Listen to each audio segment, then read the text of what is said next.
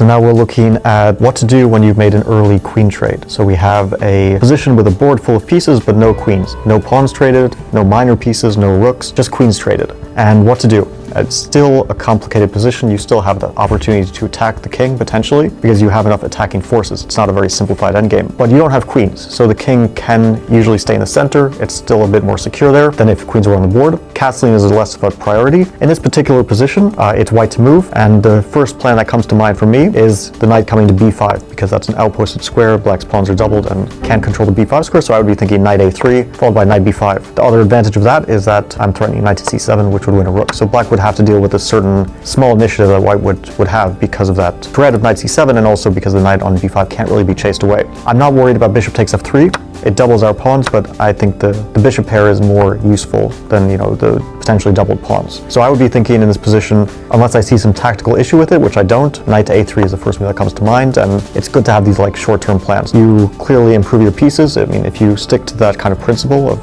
what can I do to improve my pieces, then that's probably going to take you pretty far. I would say 3 things to keep in mind if you're looking at a queenless middle game. First thing would be that king safety is probably not as important, but you still shouldn't be careless with your king safety. You should still keep it in mind, but you can definitely have the idea that maybe I can keep my king in the center because it's also a piece that can be useful. I can use it. It's not just a piece that can be attacked. While with queens on the board, I'm almost never keeping my king in the center because it's just going to be too vulnerable there.